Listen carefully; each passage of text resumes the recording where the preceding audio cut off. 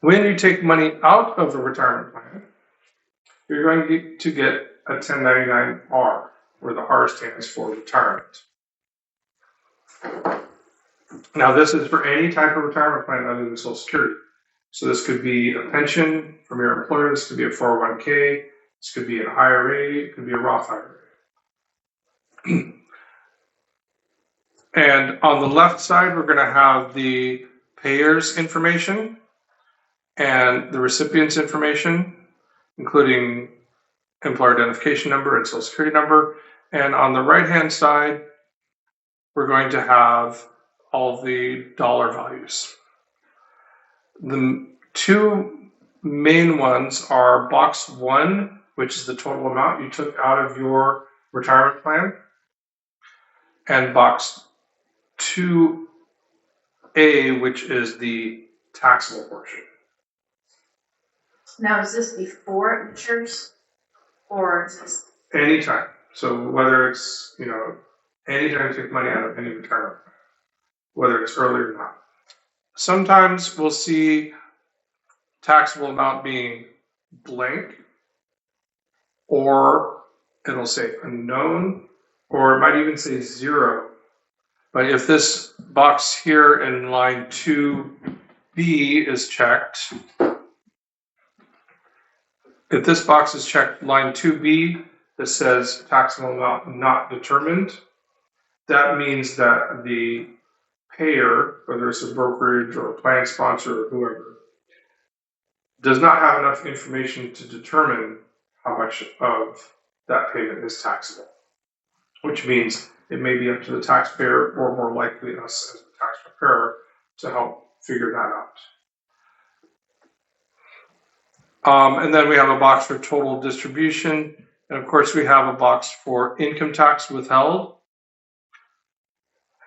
And the next most important boxes are going to be down here, box 7, where we have distribution codes, which says what type of distribution is this retirement distribution, and this IRA SEP or simple box.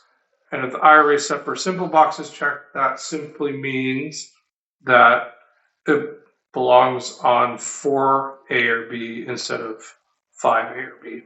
So if the box is checked, it's going to go up here. And if the box is not checked, it's going to go right there. The main codes we'll see on a 1099 are code 1, which is early distribution, 2, which is also early distribution, but the 10% penalty does not apply.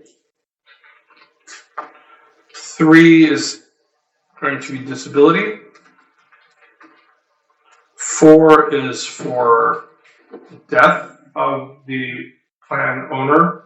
So if someone dies, they're going to have a beneficiary, usually a designated beneficiary, and their retirement benefits are going to be paid out to their beneficiary instead of them. That's what 4 is. 7 is a normal distribution.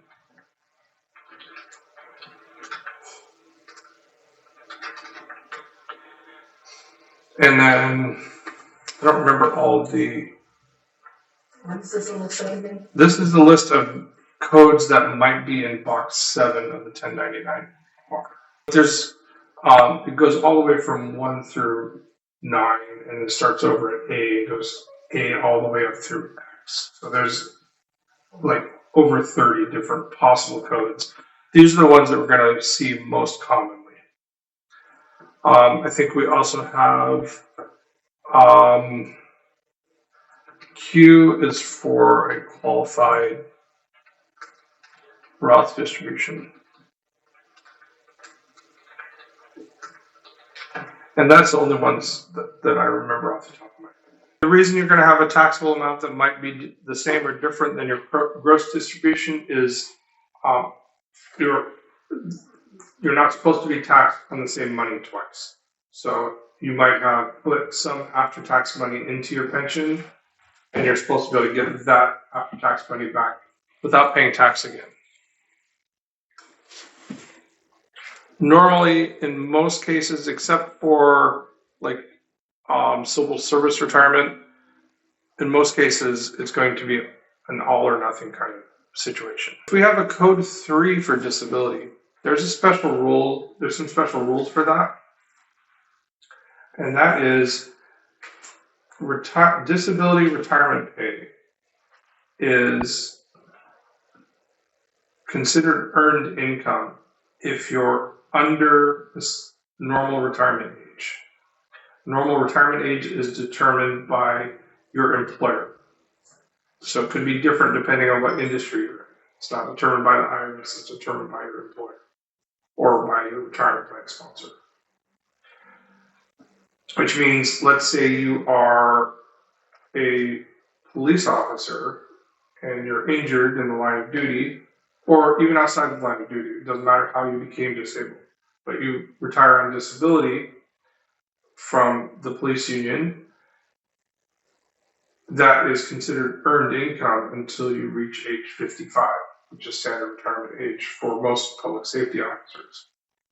If you're a postal worker, it's probably going to be age 62, depending on how long you've been in the postal service. And again, it depends on your industry. So Teamsters will have their own retirement age, and construction workers their own.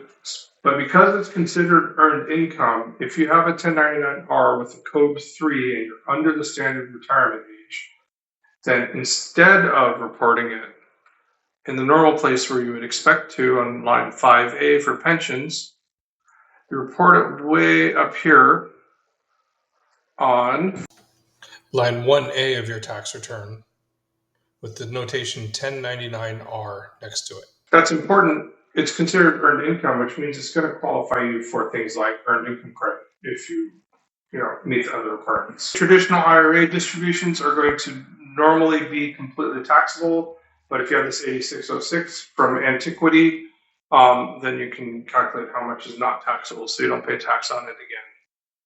Roth IRA distributions are normally not taxable.